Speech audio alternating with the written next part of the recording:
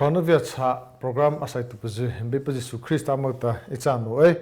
dai ti pha mania pitu bepa ma hleithei tu sala hmnala hataleta Pipathi na apai mozi rei pita thakha ploleta panhapusia khavia na vazi laiseihna pazy khana vazi voeta cha iplo na polisa tupa za chata emra Pipathi vanta chaw khitla ma pakha Pipathi khawa thaktia imlu ta vazi za monta alungai tanata hria vongia vazi ta nova lena vazi chita zrei pako ta Pipathi na chaw chalia zi atanaucha emachu of de kwacha Pipathi pazy ma hona keliata nge patu pazy emamo phona Pipathi pazy do ma na vazi kham Pipathi tla chata vakha chase ko vata Invori of Chasalam is only Porocho, let a patsacho pita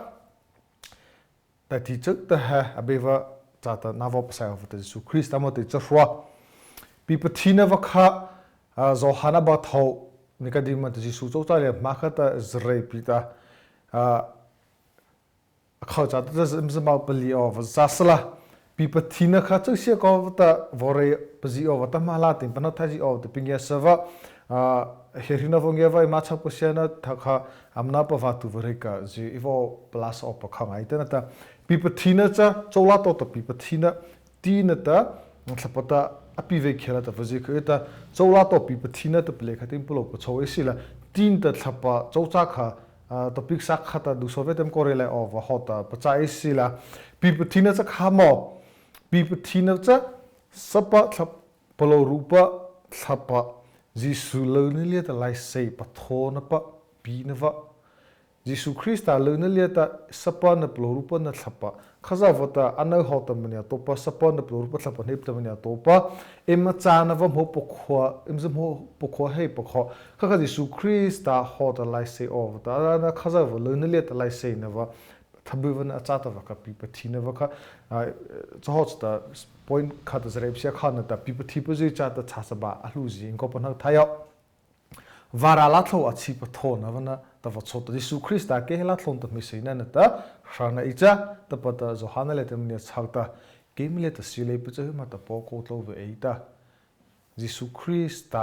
no pazinava Jesu Christ la thlo achi pa varala thlo achi pathona pacha Pipathi na hecha step sa khana thona hon la cha ta pakhemplo ya ta isla chike cha Pipathi na cha thlapalale ta hosai cha na pa hosai va sapalat hosai va cha ko pita a pinto ta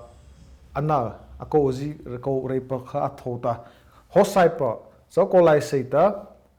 ko uthei via laita ko pitla via laita ko ka ta Pipathi na cha thlapalale ta hosai cha na pa so ta zipana thai op zipana thai op ta zana base sila Pipathi na cha rakhlet ni pana thai op ta avo panyasanata cha kheta cha bisa basunang ta bana cha churulia cha ta hoti pacha asen op lia piliana cha ta pachula ma cha chi sosi sai ove hoti pacha asen op lia ta pachula ama cha ti ta sosi sai ove ta he mongre ta cha pachu ta mongre ta he pachu ta he train up a child ta pata rauta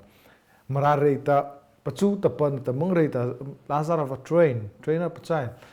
teach the train eta teach he marare la tem se plate so ta pachu plucha ta train ta vade ko cha implorulia ta cha thai va cha pita thukleva va mo tu lupia cha train ta teach anana no difference concept pana thai de pinya sa ke he ke malat emat pachutuva emat chakotuva no pomheto na zeta bi khai mongre zitla mari khavoze ma of emal hata maniam vo no positive maniam vo pachuda leta pachu ta chata pachu ta pa mrari tin pan thai dekha chalete rei khavoze mongre jim samang ta cha trainer pa child ta pata zara hon ta cha a chona me se kho pachu de ta chale ji he pakata pachuwa adai le ji azala paseta hoti pacha cha hoti mhlana ta hrazin ta no chale Jesu Christ ta anna be ta pachatu pa acha ta pa panha theino pata pachu of khata bi atai pa acha ona wa hotu le pastor me kule ta no pombe mata kha hele ta trainer pa chai pachu ta pa aza no pa aza cha chikhe cha hoti pacha họ pi bắt đầu ta Jesus Christ ta chẳng bên ta bắt đầu tu bắt api thấy nó ta api bắt thấy nó bắt ta bắt ta bắt chủ đây đại lấy bắt ta sao gì ta nó trả lại ta the living example mình mà ita non po hết cha mình em thấy nó Jesus Christ là ta chỉ thọ khata nó pause am parhala pazy ama viesa map ke vzi skula le tam pachu tu pazy sunday school le tam pachu tu pazy che sa ta kho hoti palai sei no pota a mo phale ta tlu phale ta bia cha phale ta uvu che so zi dua kha am pe mo cha cha emrata nya patu vzi sapan thlapale ta hosai vzi dei chine ke le ta em cha sa ba cha asa cha cha hele ta Pipathi pazy ma ho na ke le ta em pe mo pa ema phako be marata asa phako pa hota isa pacha Pipathi pazy ta mange cha khamo ta va chile cha vore pazo khago cha Pipathi pa hot hosai ko Pipacha ama ho tu o pata no po khola le ta hoti ma ho o vata hoti va huma ta khabe ve e hoti ma ho tu hosai ma ho o ta no po he khota no avo hatu pa tisha pitla pa a thai vieva a so ma vie pazy em khapa chai te em not em so na zi em hosai ve mania haketa office im kia service raim kia service so ta thalo ko ta em sanga na vo tis hem khapa ha ko cha ho cha ta nga nia patu pa Pipathi na cha khamo thlapala le ta hosai cha nem ta kho khatlum ha ta ko uthei rasala pitla rasala ko la le ta rai phapa thaina sana le so sa rasala khazaw Pipathi na le ta khazawon ta ate thopazi he ma ho tu phapa amangya cha Pipathi thi vazi cha le ta nge pale ta hoti vazi cha le ta nge pale ta pitla pa nge pan la thlo le ta vo thata vo chi hawa a he ange Pipathi thi vazi nge patu hotla pa hosai vazi ma ho oven pe mo he imrat a phala ko pa a chaw ta ta ma phala pa khitlant on na ta a phala pa cha acha atana camp crusade ze vo topita ema chocolate pripangava Embokhe vieva zika Pipathi sila ta pata kemla zi pangya sapita em to china sakha mo ve adalena sakha mo ve atana pripangava samma ala thevele ta molena la have zi hem au chopa botu ta pacha patam Pipathi over khakhe pita a khakhe tu zi kho Pipathi me se mata pakho em Pipathi so ta nge pale ta pitla pa em cha mata pakha ema vo ma pasia over khana ta he to cha do Sovieta to pisha dem kori over cha sala cha cha Pipathi hosai ma ho tu over cha nge pa tu pitla va pe mo au choleta ema so no ke pacha vje no pos kemla ta vange ita avo Pipathi ta ala vo dieta ama vo ma ho puzio over ta Pipathi ne leta khaza va Jesus Christa sapana plorupa na thlapaleta Jesus Christa lo ne leta mo kola se the no pota vara la thlo ma chin leta botu o pokho nia patu pitla pam ele pa cha khecha laiseihna ve emachi vat e maphala vat a chona chokhon on na v khitlant e maphala vata Pipathi nia patu vzi he apo ho heina adai preli tu na tapazi kho atla le da tapazi re ka ko poten cha va cha ama Pipathi vzi deita khamo che thai o cha ve mo cho thata man ne mo phono so man ne amala ta mo phona laive cha bavat ala va cha ama parhala vzi ama mo phale te vzi ama cha ko la vzi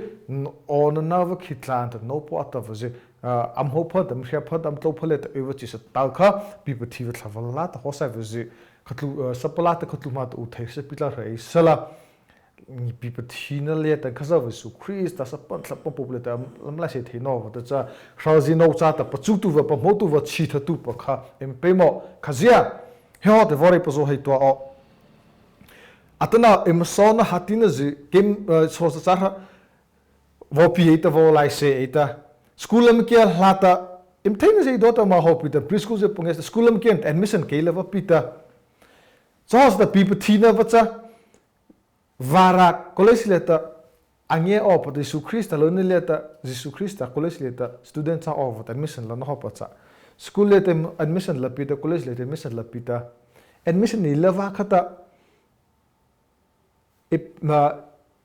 laiseihna na chave admission ni la to cha kham to ve ne cha ko chu da ko thai da ko pita da ko pita laita ko laiseihna over the pemon ta cha regular ko ta classic ke bukta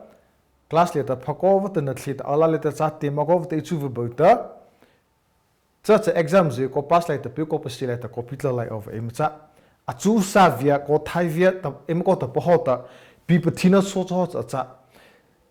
admissions college school college le te mo ho khata class ke be khulai wa sila textbook pa kai be le sila lecture na thli be le sila pa chu tu na je na thli be le sila college student school student uniform je nei ve kho je nei ve lai se leva lai ma cha cho ho cha ta Pipathi na so cha em Pipathi ha khe cha ba pasi pim ko nei ta pa kha Pipathi ve ta ama hmhnawm te ma nge patu vi pling panha khe ova pemo ama cha ba pa cha pe ko pasilai tum ko pitla lai the no ova ta cha rauzi no chale ta pachu tu ova nge patu pitla mangi ta hapita pachu tu pa qualified ko rasala arai a hep ha kali khala a pachu student jita mato nge patu va Pipathi va nge pale pita ta vaje ema mo phona panha lai pata emi thakli ve heta em so na je em ange pala vazi chko na le ta em no ta na je em mi to ku vazi chata rai Hrona em to ta pakha za pa na thai sila so ho chata Pipathi a pe mo na ta Pipathi ne pakha pa na je sa em pa na thai opa pa na thai opa ta panya sanata pa na thai na Hrona vazi akivu ta reve heru ko ta ana de ko cha khaza wa thava pa thai wa ta mania bo ta chana ploru wa ma pa zo ve o pita e bana thai o e mara le ta e plon ta e peve ko te wa cha savala ta hosai thina kha ko si ha le ka ta bo khit pita thavala le ta hosai thina wa ha ta nge patu wa pita ta wa ji pi ha em chou mania khai ma ve em chou khai sela ta pa ha kha ko atana nge patu ta pita no no po ta pita Pipathi mata va cha kya cha hosai va ji thavala ta hosai va Pipathi che po ha che no se che va ji amla se thelin le heta mo phona em nei cha se mo chou mania khai sala amo je ma ho ta de chi o va ta te mo phona em nei atana so kha ta pachu tu vola ta qualified chala tlaina pripanga na chou ta pachu va ji Tiamalai vata pachuna vaje ta emasona achu hai vaje ama to ho heta nge panel eta pitla vaje Pipathi ata vaje pita emalai se le vata amoje Pipathi vaje pachu qualified of pachu the chita of them qualified le vata nata ema tiamalai vata ema thapim phele vata ema thada vata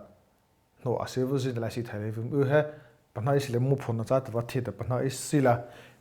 Pipathi thi pazi liata na base no pazi so ha polo phoji over so ha chokha parhala vazi onava chesa ji onava liata tawa nevazi pita ma hoda chakotu vazi pita ma hoda ema thai over pe mo ta polo phoji over ji so ha na base na sa ko wata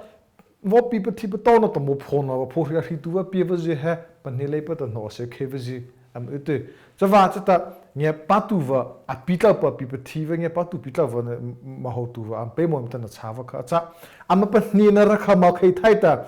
hoti va cha copy the sapi pa je the sapi pa thai ta lo nai va ni ta lo chawa ko ne pa thota ama cha ba thave toli tola of em thai na rakha no po e pa hala va ni pa na thai ho ko ta thava le so va je Pipathi va je so her kha pa ni ta va pa na thai te ma khai thai le va cha khela ema diso thai lai si thai le to bakhatu wa ema cha thai ta pakhai ma panha fo pe mo chawa ta na base sei na wa asakova nei daiti uta nei le over daiti cha cha nge patu wa pitla wa ji Pipathi wa je ma ho no em pe mo na ji kha sia ngai ta qualified teacher pachu im son na pachu of them khau hota qualified wa nge patu wa Pipathi wa pitla wa mo phona pa na pa kha emara chokha kitlan on na heta a pemo chacha Pipathi da pemo zimre hele ta ra to Pathi na chokha ma pa ra to Pathi na le ta thabu fa cha thlap le china ta fa kha vori chine kha he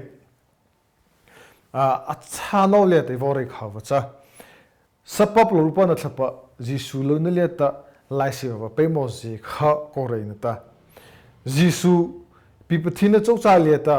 in vori ho kha ta ti na thlapa ta pi wa abazi khodisu ta tina thapata pile khela vara khidra nge theo ve ta he sapa MP Pathian ta thapala di ta Jesu Christa lo over chale pita sapa na plo rupo je so suppose so pathai na ke le ta emni bo khana ke le je emata bin ke jem sapa pathai na ke le teacher apo leva pasina hota tita pipativa tita MP over cha khetsa po ema plo ema pover he khazava athei cha ta theina hlatla cha over ta ema pover je so pathai over em suppose so pathai over cha ta va chu se ko ta vore khana ta cha tina ta thapata Pipathi vele khata em zapa hlo thei a seveta abe tare te khechem kore o hota pachai sila khrize chokha pdo na khama at pata ha hri che sila akhole a pa hem upi Pipathi na pa he athabe pacha thla hana ina Pipathi le khela no pinova ne no je te khrize chokha pdo thei me pi ata ma khrize Pipathi le pa te ma von he ha chota khrize chokha pa do ma le va chota khris tan ta zo he na va Pipathi na pa chola to Pipathi na heta to pathina ra hria theta em na so na pachuna le ta mania bo theta ko ta le ta to pathina a thona va thabi wacha happy pathina he sa ta pa bi pa Jesu Christ taru no po te for it ne he a be te be na be mo se amen